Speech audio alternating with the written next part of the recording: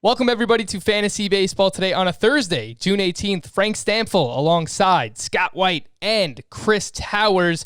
Today on the show, we are going to be giving out some player comps to some MLB prospects, some top prospects, and we're going to take a look at Scott's top 75 outfield ranks for Dynasty leagues. But of course, guys, and I'm starting to believe that Jeff Passan and Heyman and all these guys, they know when the Fantasy Baseball Today podcast is recording, because every day when we're about to get started or right when we get started, they tweet out something new. So here's the latest from Jeff Passan, is that apparently the MLB Players Association is getting ready to counter-propose with 70 games. Of course, yesterday the MLB proposed 60, and Chris, you believe will wind up somewhere in the middle. Yeah, I mean, Jason Stark, I think, is the one who tweeted it. It just makes the most sense for the schedule. You would play each team in your own division 12 times. You would play your interleague rival 6 times. And then you would play every other team in the opposite division 3 times. And so that comes out to 66 games. It's the only way to have a balanced schedule in this situation. I guess you could do 70 games with a balanced schedule and you just play every team in the other division 4 times, two teams at each spot, but I'm going to guess Major League Baseball is not going to go for a 70-game season, so 66 is going to be. But here's the thing, Chris. Here's the thing. Get him, Scott. If one side, if the players propose 70 and the owners propose 60, settling at 66 would mean the players win. Ooh. Can't have that. It's going to be 65. Schedule unbalanced. At some point, you would think Major League Baseball would want to give some kind of perception that they are not solely concerned with crushing the players, and maybe develop a little bit of goodwill. Oh, no. And maybe they'll give them the one game. I predict this is going to go down to the wire. Like, we're going to get a counter from 70. It's going to be 64 from the owners. Then it's going to be 66 from the players, and then we'll settle at 65. I mean, the way that everything else has gone, that just seems the most likely route so far. So there you go, the latest in the days of our baseball lives. I did want to start off with this question, though. Scott, I know that you generally have a rule that you follow while drafting this year where you want at least 4 of your... Is it top 35 pitchers now, Scott? Is that what it is?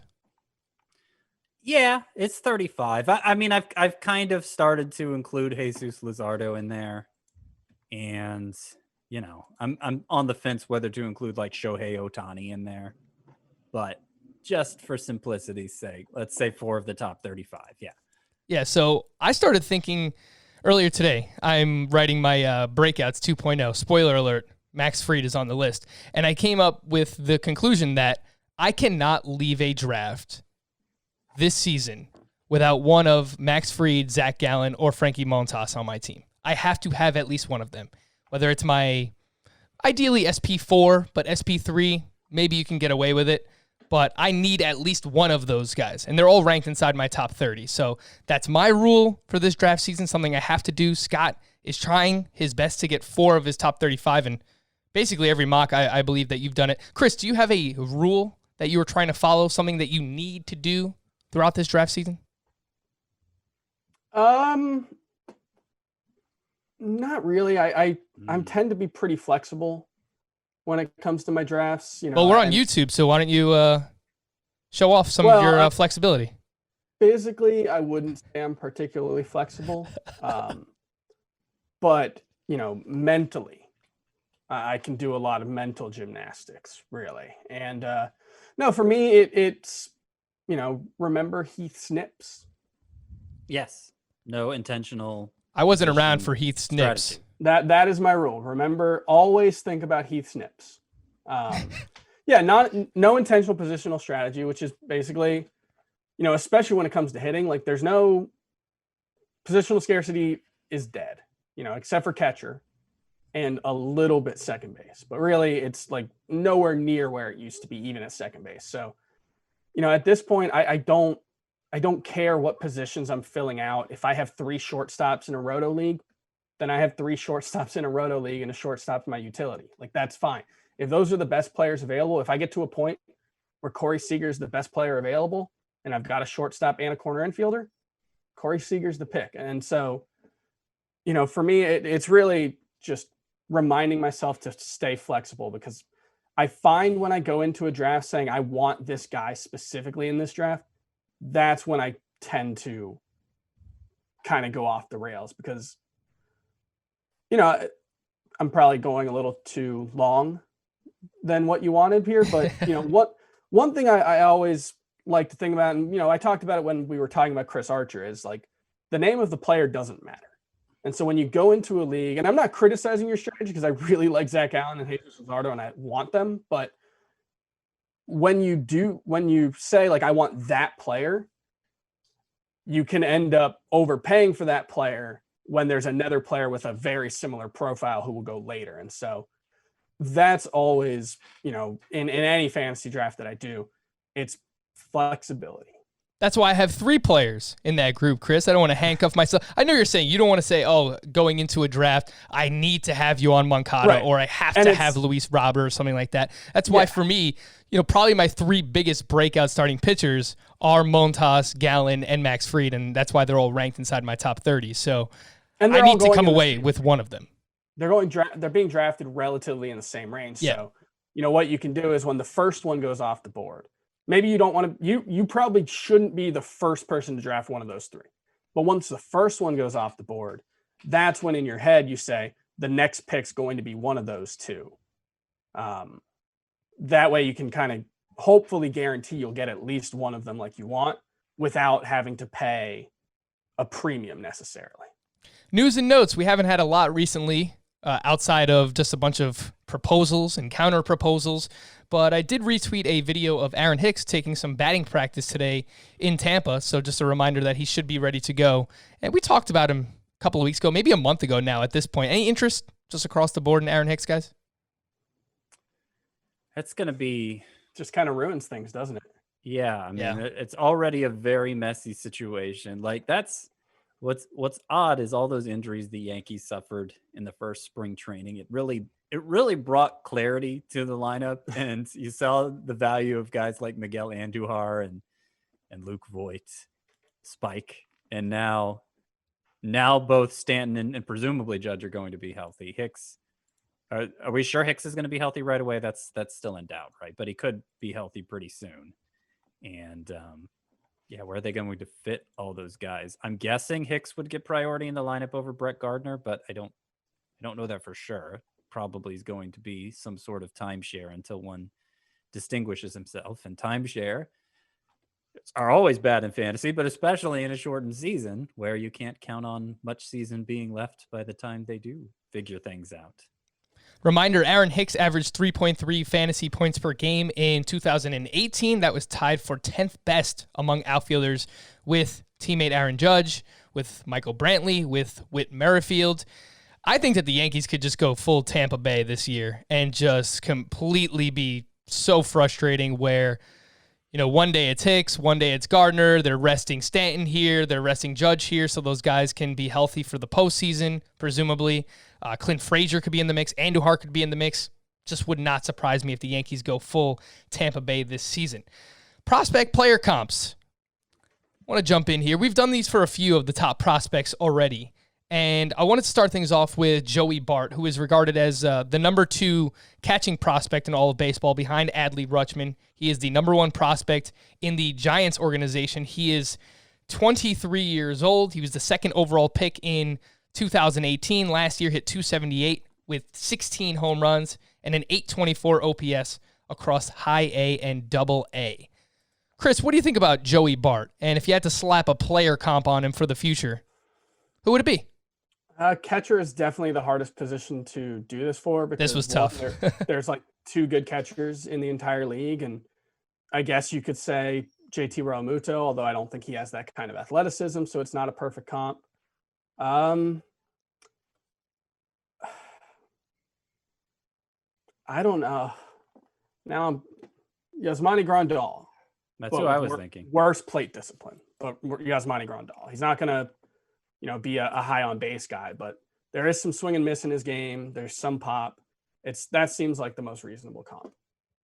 Yeah, Scott, I was thinking Salvador Perez too, with a few more walks. Not a 3 or 4% walk rate, but maybe a 250 to 260 bat with 20 home runs in his prime. Might be tough to get to 20 playing in San Francisco, but he does lift the ball a decent amount. So I was thinking Salvador Perez with a few more walks. What do you think about Joey Bart, Scott? Yeah, I think those comps are fine. And to me, it kind of seemed they kind of seem like downside comps, though. I think the upside is best catcher in fantasy, and it's really hard to find a comp for that because there are so few catchers. There are a few like archetypes to work with at the position, right? But yeah, I mean, I think he has that kind of upside. I think power is going to be his best tool. A question how much average he's going to hit for, but he's established so little of what he can be in the minors so far. So a lot of it is it's pretty wide open. Here's a comp that's not necessarily like a player comp, but it's a situational comp that could kind of hinder him. All right. I mean, it could be like a Carson Kelly, because Buster Posey is under contract for 3 more years. Brandon Belt is under contract for another year after 2020. So it's not necessarily a sure thing that they can just move Buster Posey to first base all the time. And there's also the possibility that Buster Posey does have a bounce back season now that he's, got a full off season plus to rest when, he didn't in 2019 because he was coming off that hip surgery. So, if Buster Posey does have a resurgence, then we could be looking at a situation where Joey Bart, has to wait for a couple of years, which, catchers take a long time to develop anyway, so it's not the worst thing. But there's at least a chance we don't really see much of him in 2020. Well, he'll probably be on the roster if it's expanded, but yeah, already 23 years old, so I don't know, how much longer he is going to be down there. But you're right, they do take longer to develop. Trade away Brandon Belt. Come on, man, get rid of Brandon Belt.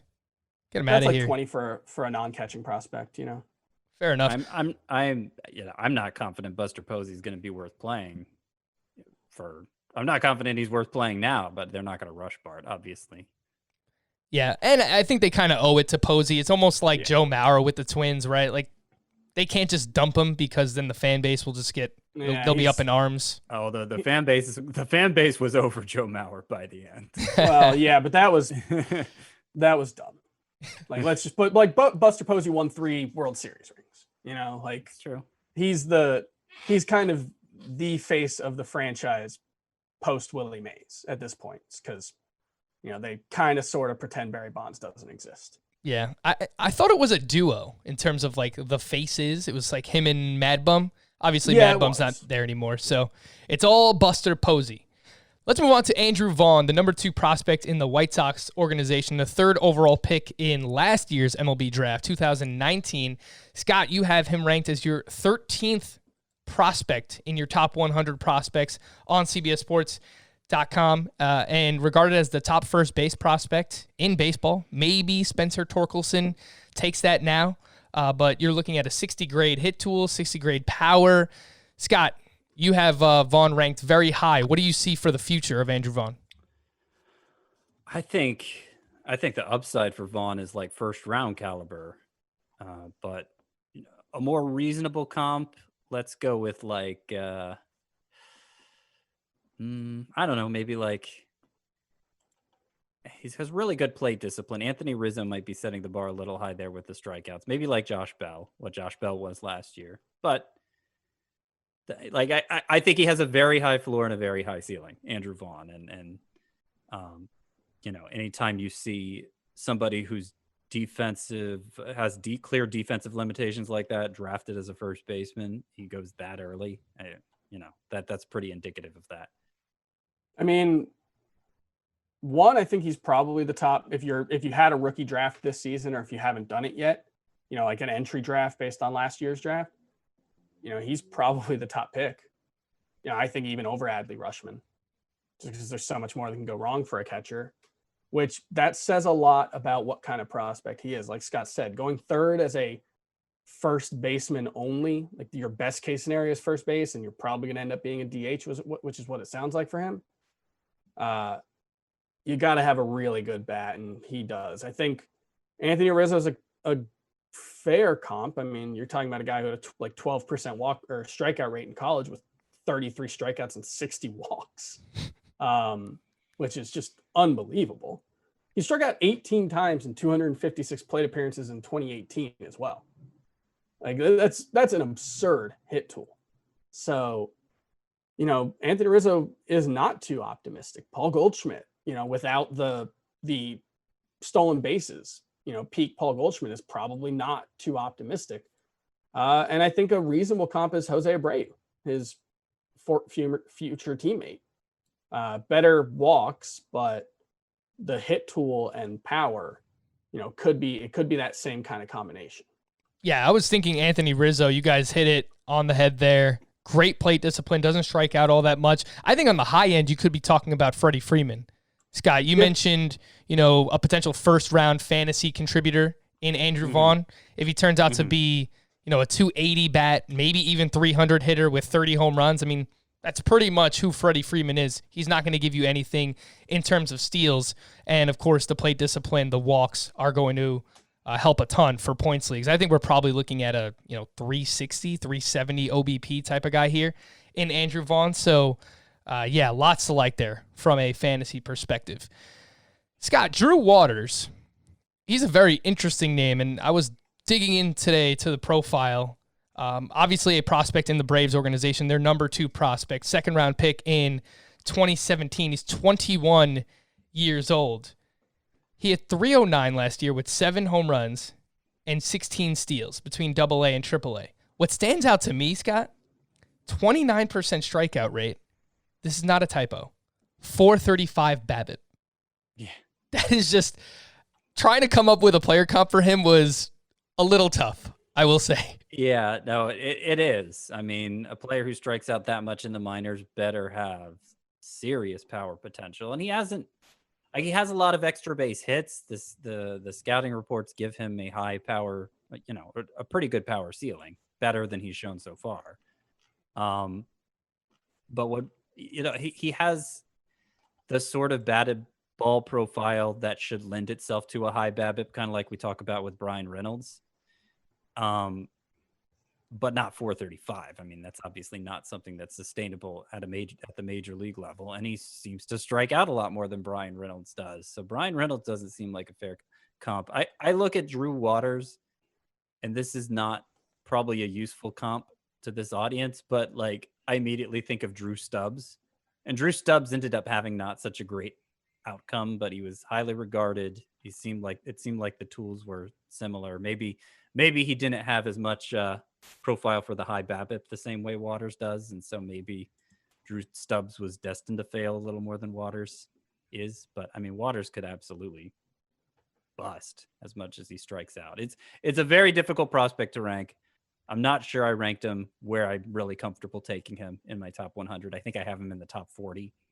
You have him 37th. Yeah, I'm not comfortable with that at all. I'm tempted to move him down. What could be? I mean, I'm just looking through the strikeout leaderboard or, loser boards from last year and, looking for a guy who struck out a lot, didn't walk much, didn't hit for a ton of power. There's some good players there. You like Javier Baez. He, I don't know if Drew Waters he certainly doesn't have the raw power potential that Javier Baez does. Maybe the game power could get close. What Yohan Moncada did last season, when you talk about a guy who consistently runs incredibly high batting averages on balls in play. Yeah. That's another one. I do think those are, like, if you're talking best case scenario comps, that's probably what you're looking at for Waters. It seems like a very wide range of outcomes for him. And I'd be on the more pessimistic side of those outcomes, because I'm, strikeout rate is like the number one thing I care about from a minor leaguer, and his is terrible. So especially because he just doesn't have the over the fence power yet. Yeah. Here's another comp, actually. What about Avisail Garcia? Last couple of years he's been right around a 25% strikeout rate overall, right around a 5.5% walk rate. I think 20 more and 19 speed home though. runs. More speed than Avi. That's always hard to tell with young guys, especially True. the Braves, because they don't really, Yeah. outside of that leadoff spot, nobody runs in their lineup really. And so Waters' best tool is his defense. So he's like very, very athletic. And if, it kind of depends how he develops as a hitter, I think, how much he's actually going to end up stealing bases. But I do think there is more speed there than Avisail Garcia. It is funny because that does seem to be true based on the scouting reports. And also he's probably the future left fielder for the Braves. Right. Because Christian Pache. Pache? Christian Pache, yeah. He's it's like gonna the be best. He might be the best defensive center field prospect since Andrew Jones. I mean, he's clearly the center fielder of the future there. Yeah, a lot of volatility with Drew Waters, so just be careful in a dynasty league or in a keeper league where you want to hold on to prospects.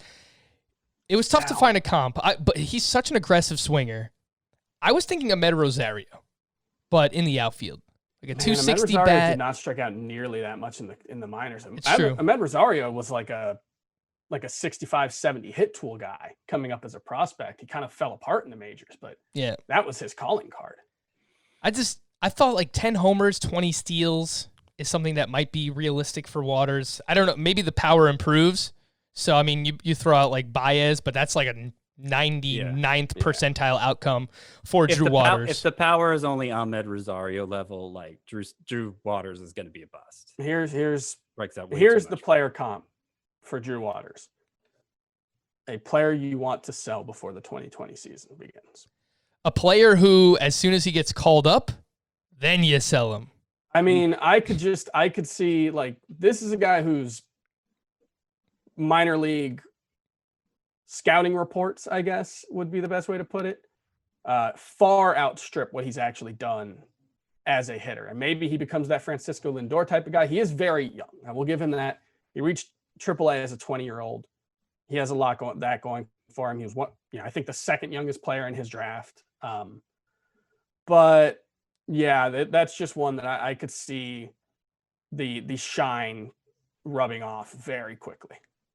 Let's move over to some pitchers. Matt Manning. Everyone talks about Casey Mize.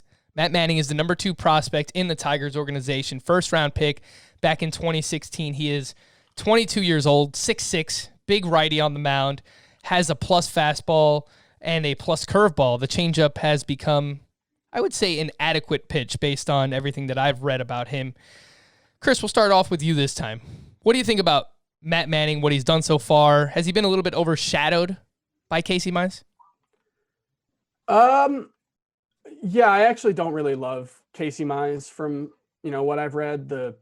It seems like the strikeouts should be there and they aren't. The arm troubles are really troubling for Casey Mize. So I think you could make a case for Matt Manning as the best pitching prospect in the Tigers organization. I think you could make a case for Tariq Skubal. Skubal? I don't know how to pronounce that. Skubal. Sorry. I think you can make a case for all of them. If you want a major league comp, which is the thing that we're doing here, gosh, I mean, it's a good profile. 10 strikeouts per 9 last year, 10.6 walks, 0.5 home runs. He's done a really good job limiting hits and home runs. So what was that walk rate? 2.6 per 9 last year, 3.9 the year before. Okay. So big step forward. Did sacrifice some strikeouts in the process.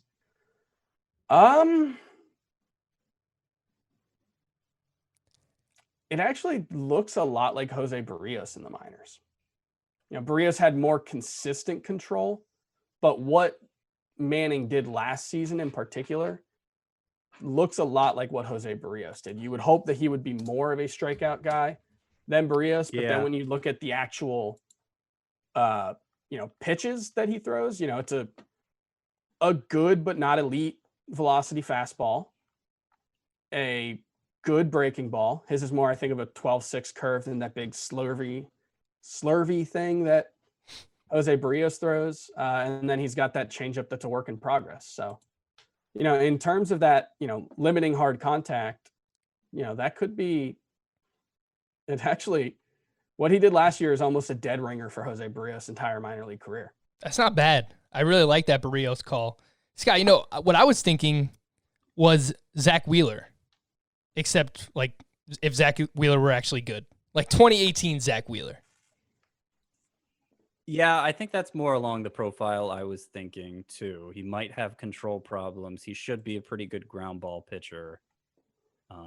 Upside, I think something like Charlie Morton, fastball, curveball heavy guy who, if he ends up missing a lot of bats, but the more reasonable comps.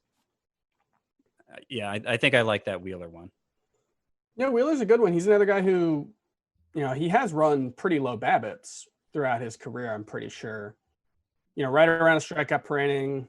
He kind of like 1-2. Oh, BABIP. Sorry. I was thinking whip. Sorry. Yeah, he's kind of like, he's one of those guys who's just kind of like a B at everything. Like he doesn't have great control, but it's not horrible. He doesn't have great strikeouts. It's not horrible, although it feels like it should be more. Very different pitch mix than what Manning has. I think he's got Wheeler's like a 4 or 5 pitch guy. Yeah, and he's more fastball slider heavy. He mixes in some other pitches like curveballs around 9-10% the past couple of years for Wheeler. And again, a splitter the last couple of years, right? The splitter, it might be classified as a changeup. I think he throws his changeup with a split grip. Yeah. But yeah, maybe it's not giving Matt Manning enough praise as he deserves, but yeah, I was thinking somewhere along those lines where, he can turn out to be an SP, maybe low end SP2, high end SP3 for fantasy. Sonny Gray was another one that potentially came to mind. Well, you say maybe it's not giving Matt Manning enough credit, and I usually like the upside comps more. I know some prospect evaluators really bristle at that because, of course, the upside outcome is not the most likely outcome. I think that's understood anytime you're evaluating prospects. But, when Zach Wheeler himself was a prospect, I think he was considered an even better prospect than Matt Manning. So was he a bust becoming what he is? No, not at all. It's just he just earned a lot of money. he just didn't hit his ultimate upside. Right. Zach Wheeler was the centerpiece of the Carlos Beltran trade, right? Yeah. And that was a mega blockbuster. Yeah. All right, let's talk about our final prospect here for today, and might be the pitching version of Drew Waters, who we've already talked about, where a potential volatile kind of persona here. Persona is not the right word. Projection here for Luis Patino, the number 3 prospect in the Padres organization. He is just 20 years old, big fastball, mid to upper 90s, 60 grade slider, but doesn't really have that third pitch. There's talk that he's working on the changeup, but struggles against left-handed batters. Scott, what do you think about Luis Patino of the San Diego Padres? I'm high on him. I think higher than Manning. Yeah, definitely higher than Manning. That sounds a lot like Luis Severino to me when he was first getting called up. Obviously, you can't really aim much higher than Luis Severino when you're talking about comps. But, Patino gets a 65 grade overall from Baseball America. You don't see many pitchers get a grade that high from them. Andy has the elite velocity. The velocity's really gone up the past few years. Andy has that elite secondary pitch. I think his control's good too already. Last year he did that as a 20-year-old. He made it to Double A. 19-year-old. 19-year-old making it to Double A. So he's like already well ahead of the curve. So yeah, I think there's a lot of upside here. Yeah, he didn't turn 20 until the end of last season. So he is extremely young. This is his age 20 season. He already made it to Double A. Only for a cup of coffee. But one thing that I'm looking at here, I'm on Baseball Prospectus. I'm looking at their Padres top 10, and Wilson Karaman is the writer of this piece. And, he said that when he watched Luis Patino on a scouting trip earlier in around mid-season last year, he actually said he had a 60 grade on 3 of his pitches. Mm-hmm. So the changeup certainly sounds like it needs work, and he had some split issues. I think last year, left-handed hitters hit him pretty hard. Yep. But, that's normal. Like, big fastball, great slider, developing change, and he throws a cutter as well.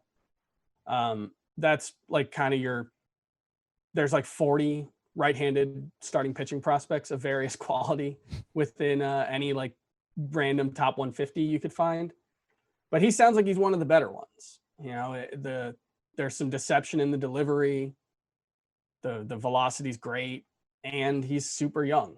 So, you know, he's someone who could absolutely be in the rotation by 21. And those types of dudes, they don't usually work out at starting pitcher. It's not quite as a sure thing as hitters like we talked about the other day. But, you know, if you're 21 and you're a legitimate rotation option, you're pretty good. Yeah, you hear the Tigers trio of pitching prospects talked about a lot: Casey Mize, Tariq Skubal, and Matt Manning, and deservedly. I mean, they're all great pitching prospects. But the trio the Padres project to have with Chris Paddock, who obviously just graduated, Mackenzie Gore, the top pitching prospect of baseball, and then this guy Luis Patino, who I would rank at least ahead of two of those three Tigers pitchers. Yeah, I mean, that has the potential to be a scary threesome. Granted, we've seen a lot of pitching prospect threesomes who never panned out. History is full of them. But considering the Padres are already 1/3 of the way there with Paddock and Gore, I would be stunned if Gore is not at least a good pitcher in the majors. Yeah, they should be in good shape, the Padres. And they're, you know, Patino and Gore are both super young. That's another key part of it.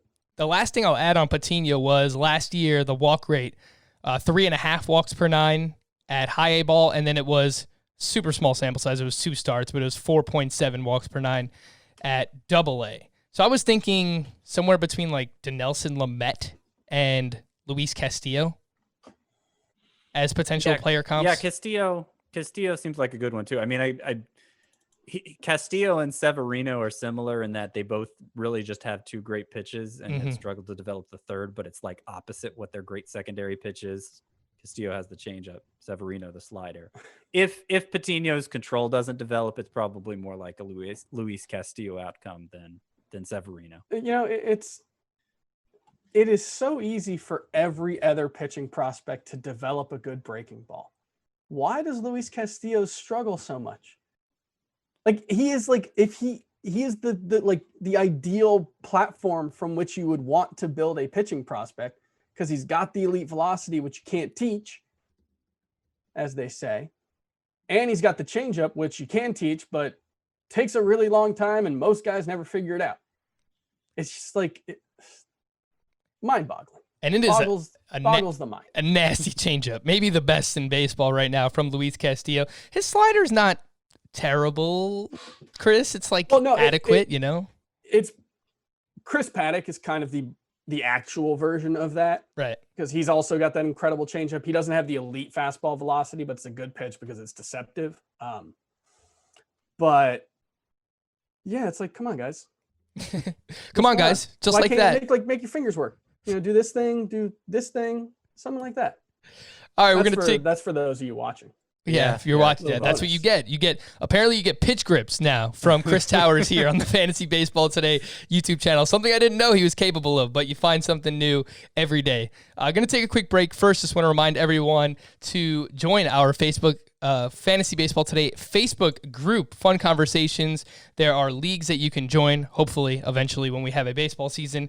We interact with you guys. We do a couple of weekly Q&As over there on Facebook, so make sure you join facebook.com/groups/fantasy baseball today. All right, we'll take a quick break. When we come back, we'll take a look at some of Scott's dynasty rankings. This time, we're looking at outfielders. We'll be right back. All right, we're back here on Fantasy Baseball Today. The top 75 outfield ranks for Scott White in dynasty leagues. This is now live on CBSSports.com, where you can go and find those.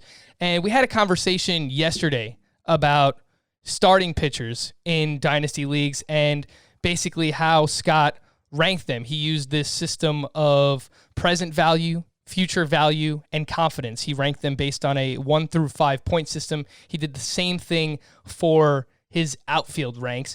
And before I really want to focus on the top 20, and you can see all the top 75 again at cbssports.com. I noticed Kyle Tucker is outside the top 20 at 23. So what ultimately went into that decision, Scott? Because I know we talk a lot about Kyle Tucker here on the show, and we're excited about him in Dynasty leagues. Is it just because you're kind of uncertain about what he's going to provide this season in the present? Yeah, he only gets a 2 for present value. It couldn't, if I was more confident in the playing time, it'd be a 3, and that would move him up several spots. There are a lot of, 23rd, that's compared to where he's going in redraft leagues. It's a pretty nice move up the list. And, the outfielders ahead of him are pretty good. The one, if I may take exception to myself, the one I'm questioning is Joe Adell ahead of Kyle Tucker. And I'm not sure I feel great about that. And part of it is just because I think if you're starting a draft right now in a dynasty league, it's that whole playing to the result thing that I do. You're probably going to have to draft Joe Adell ahead of Kyle Tucker. So if you want them both, like this, I feel like this is how I need to rank them. But, if you were to examine my heart, I would probably rather have Kyle Tucker than Joe Adell. Well, and you've got this number system. You just got to trust it, Scott. A 4 confidence for Joe Adell. That's too high, man. Well, the confidence is, it's easier to get a higher confidence rating when one of the present or future values is 1, right? So I give only Joe Adell only a 1 for present value. So I can have more confidence in that than I can a 2 for Kyle Tucker present value. But yeah, no, you're right. I could easily knock Joe Adell confidence level down to 3, and then he's behind Kyle Tucker. Like, I really like Joe Adell. I'm really excited about him. I think he's going to be very good. There is just a teeny tiny bit of, and more than a teeny tiny bit of, Byron Buxton in his minor league track record so far. Yeah. Scouting reports are incredible. They could not be more glowing. Production, a little more in the very good range than the incredible range. Some injury concerns. Obviously, last year was sort of a freak thing, but that was a serious injury that he suffered. I think it was both a hamstring and ankle injury. Suffered while running the bases. Doesn't run as much as you would hope. Strikes out a little bit more than you would hope. Yeah. That's one where, I do look at Joe Adell, and as much as I do like him, I think I would rather have Kyle Tucker. I hear you. I think I agree. And I don't feel good about the 4 confidence I give him. I don't feel good when we do shortstops. I've given Wander Franco a 5 confidence. I don't feel good about giving any prospect a 5. And I guess that's me cheating. It's me cheating. It's me cheating. Like, for the most part, adding these 3 numbers together and then ranking players according to that works. But for really, really high-end prospects who aren't contributing this year, having a 1 in the present value column, which I have to give them if they're not going to play this year, that lowers their cumulative score, dropping them to a point in the rankings where I think is too low. So I have to cheat by giving them a higher confidence rating. I'll admit that's exactly what I'm doing, but I have to be able to stand by my rankings. You got to pull a pitchfork and just go with the absurdly, I don't know if you guys know, Pitchfork is a music criticism site that is famous for its reviews, which are on a 10-point scale with decimals, which is absurdly prissy, I guess. Like, there's no way you could actually ever say this album's a 9.9, but that one's a 9.7. It's a totally absurd concept, and that's why they do it. You just got to go with that, man. You just got to go with a scale 1 to 10 with decimals, and that way you can just rank them and then retrofit it afterwards. I know. It's imperfect, but I like it. It's fun. I like it too. Let's look at these top 20 outfielder ranks, starting at number 20 and working our way up towards number 1. At 20, you have Victor Robles. You mentioned Joe Adell. 19, JD Martinez, Shohei Ohtani. Why is Shohei Ohtani in the outfield? I just realized, Scott. I put for the DH only players, since I'm not going to have like a DH only. Okay. Column, Just to give people an idea. I put them at the position where they're most likely to gain eligibility. Realistically, Ohtani's never going to be eligible anywhere but DH. But in a pinch, that's where they'd play him, as the outfield. Fair enough. Joey Gallo at 16, Chris Bryant at 15, George Springer 14, Luis Robert at 13, Eloy Jimenez, and then Ketel Marte at 11. Chris, I want to ask you this. They're back-to-back. They play on the same team. Who would you rather have in a dynasty league between Eloy Jimenez and Luis Robert? Man, that's a tough The struggle. one.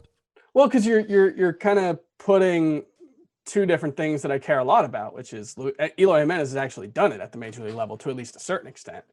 Luis Robert never has. He's only really had one season where he's performed at the level where we would think he's a top prospect, but his skill set is so much more interesting for fantasy.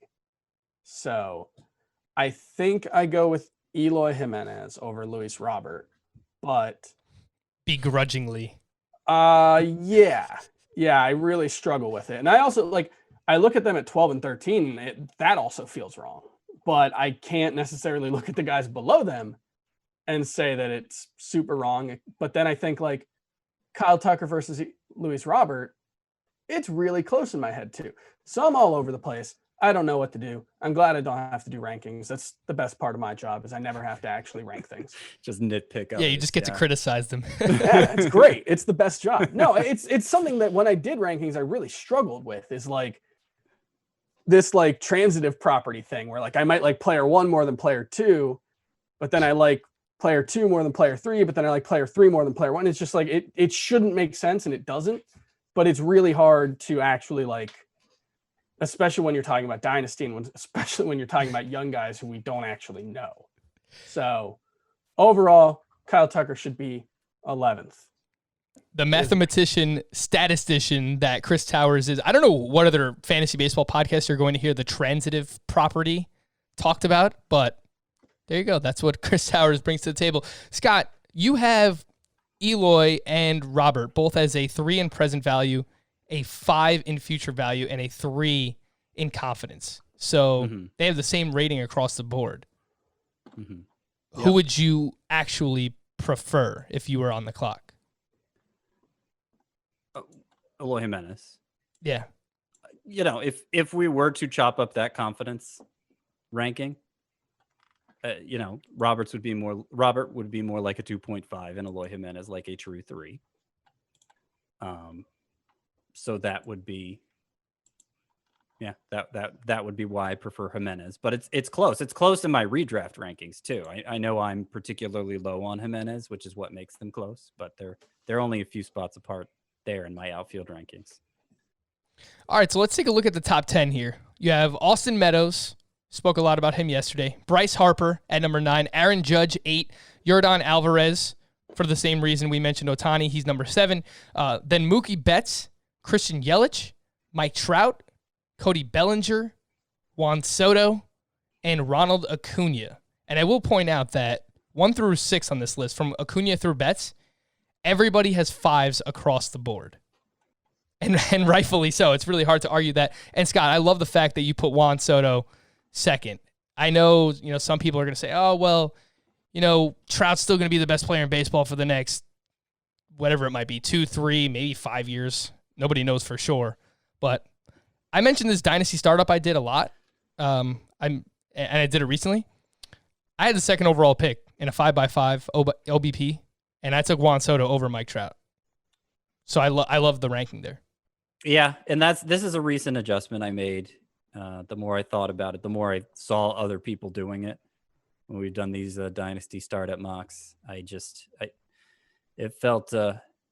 started to feel like I was being dishonest with myself, not ranking Soto second. I mean, it's just, for being a 21-year-old, that profile seems so safe.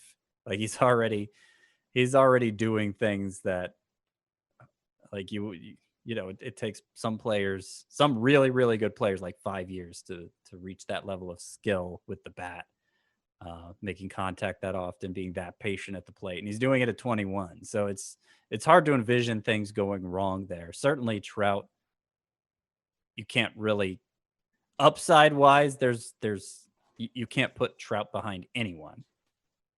But how much longer?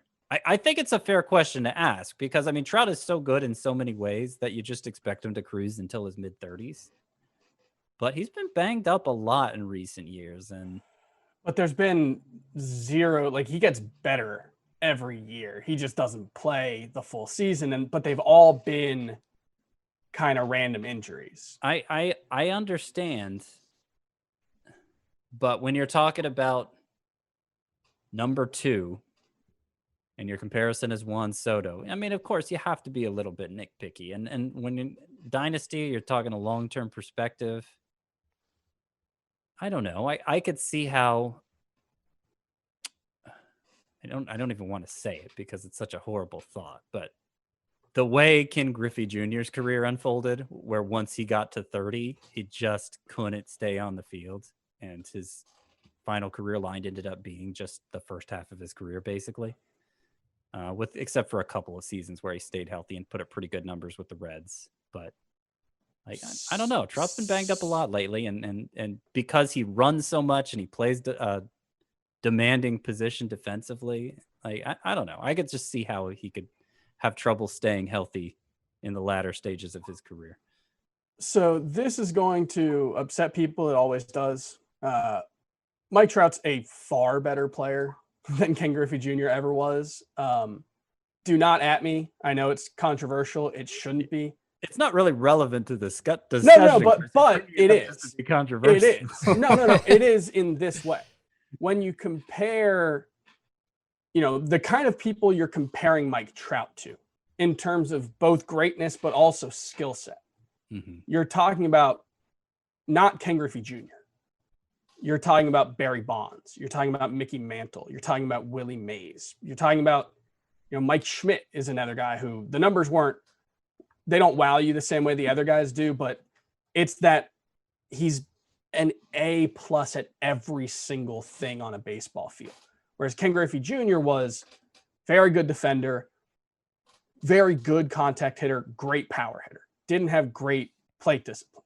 Some B+ with the A+. Yeah, that's the thing. And so, Barry Bonds, A+ across the board. Even Ricky Henderson, another guy. There were more B+ in there, but, he was elite at getting on base. He was elite at, base running. He had that athleticism. He was a great hitter overall. When I look at what happened to Ken Griffey Jr., the injuries are a part of it, but it was also a skill set that was less primed to age well compared to what you have from a Mike Trout, a Mickey Mantle, a Willie Mays. Those are all guys who were just awesome basically forever. Mickey Mantle dealt with a lot of injuries. He was still really good well into his, mid to late 30s. And so I think we can't predict injuries. The last couple of years, the injuries have been frustrating. I don't know if I would call them concerning. And I have every reason to believe Mike Trout is going to age as well as any player ever. So you would take him over Juan Soto? Yeah, and this is another one, kind of like the DeGrom versus Buehler Flaherty example, where I do think there is a pretty sizable gap between the two of them. Like Mike Trout was a better roto player, and I don't know if he ranked ahead of him in total head-to-head points. I would guess there was a pretty sizable gap in head-to-head points per game. But in roto, like he was better than him only playing 136 games. When you do 150 game pace for both of them, he was dramatically better. And so that's where it is, where Juan Soto needs to take as good as he is. And Frank, you and I are already, Hall of Fame, baby. Hall of Fame bust. Yeah. You and I are already starting to chisel. He needs several steps to reach Mike Trout in present day value. And it's not realistic though either, because Mike Trout's going to go down as one of the, Mike Trout might be the best player in the history of the game. Exactly. So we're asking Juan Soto to get to that level, and it's not realistic. But I can see, from a dynasty perspective, 7 years younger. Yeah.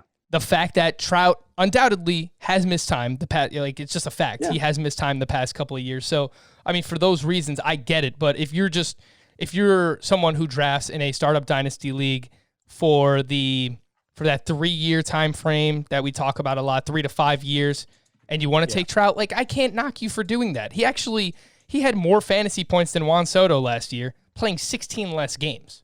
I think maybe I can sum up the difference between Chris and I. Maybe. I don't know. We were trying to get to the bottom of it on Twitter last night, and it wasn't going very well. But the difference between our philosophies that came up both at starting pitcher and here is I think we're basically on the same page in terms of prospects being overvalued generally in dynasty leagues. But with prospects, there's a very real chance they're just bad.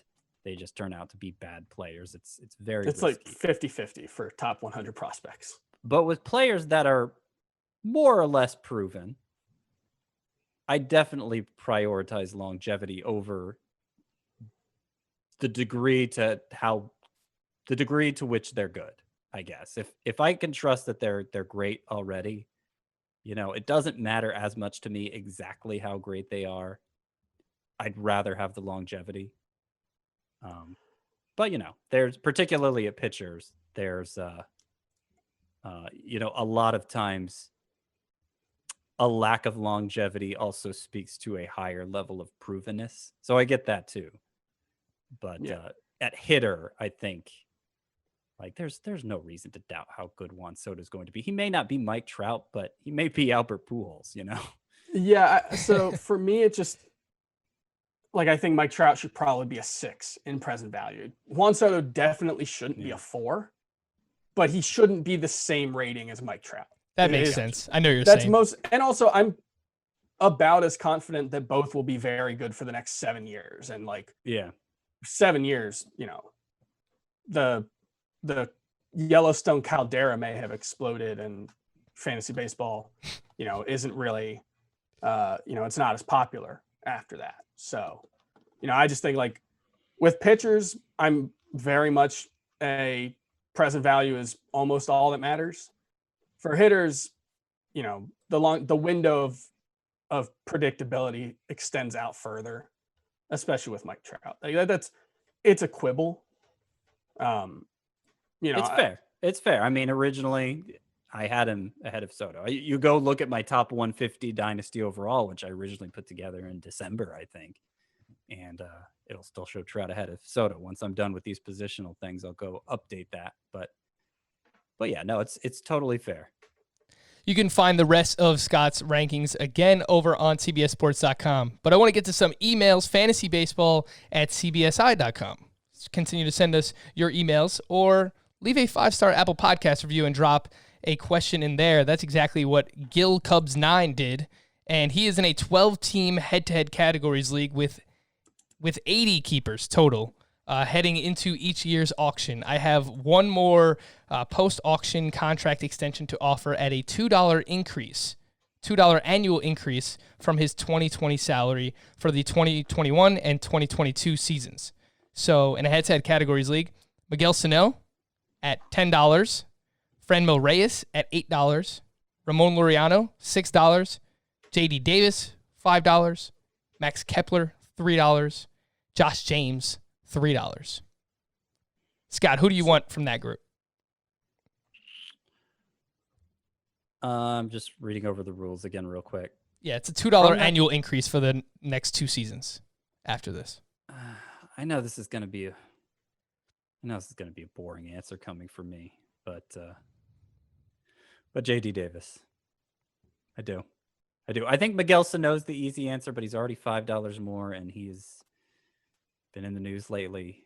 Which that's I don't want to moralize because the situation that he's currently in seems very foggy, and we just don't know what's going on. So I'm not being a scold or anything. I really don't know what the situation is, whether he did anything wrong. He has done stuff in the past. Yeah. So it's an availability thing. It's not me moralizing it. It's just, I could see a point. Yeah. I mean, with his history, you can't count on him always being available to play, I guess Yeah.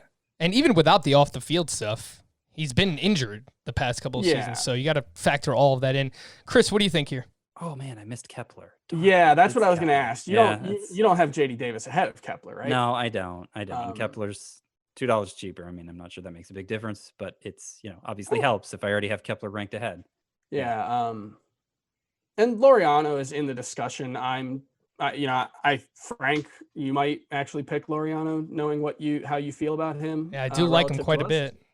I'm a little more iffy on him. I think, he might be more like a 265, 15-15 guy, which is okay. But, I can see a world where Ramon Laureano is not an everyday player for the Athletics in 2021.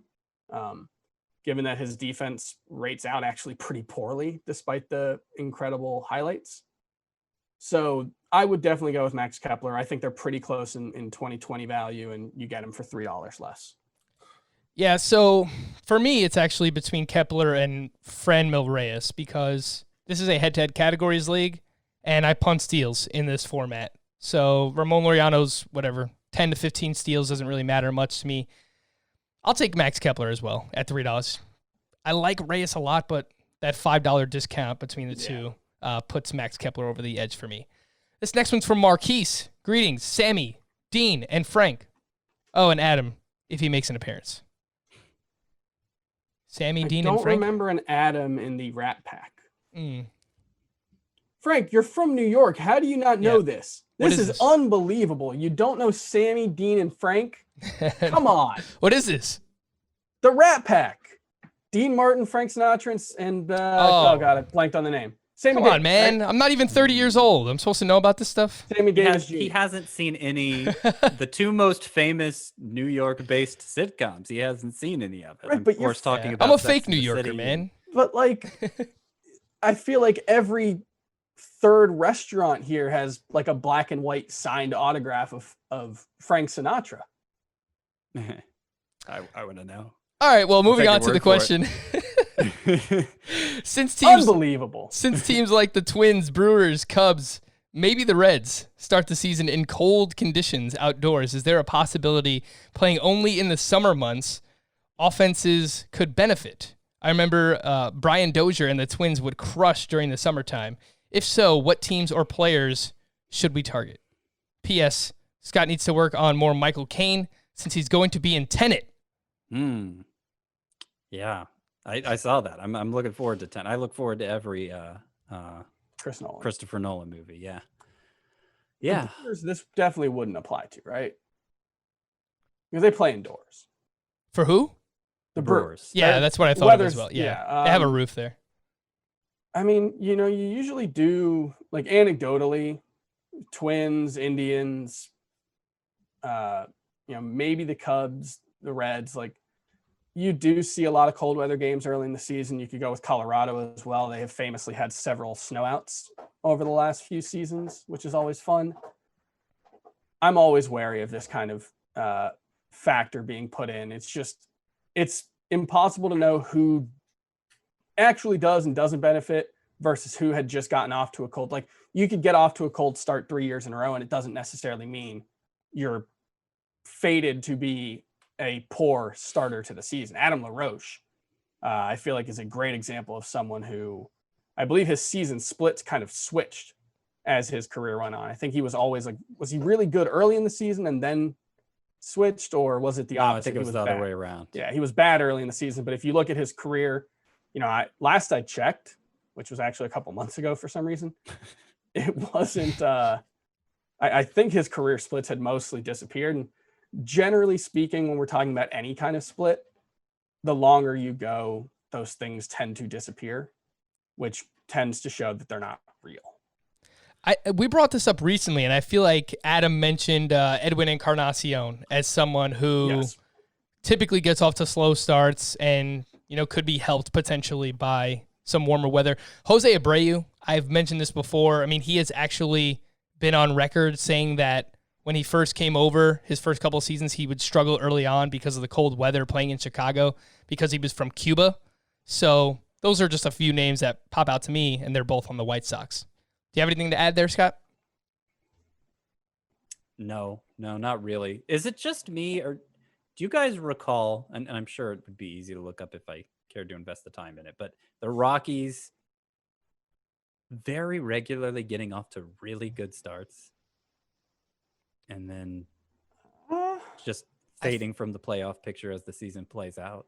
I thought last year a lot of their hitters got off to slow starts because they didn't have a lot of home games in the early I feel like months I remember of the season. that happening last year and it being like an exception. It was very frustrating. It probably doesn't. It It doesn't. I don't think it means anything, to be clear. But it did cross my mind when we're thinking about teams that could overachieve during a short season. Like, man, how many playoffs would the Rockies have made if the season ended in mid-May? You know, the one addendum that I will add to my, splits generally are meaningless thing is like Coors Field is such a weird place to play that it could be something where if they do play an inordinate number of games on the road or at home early in the season, it could just generally affect not just like the offensive outcomes, but just the team as a whole, because it's such a different offensive environment. You have to get used to it.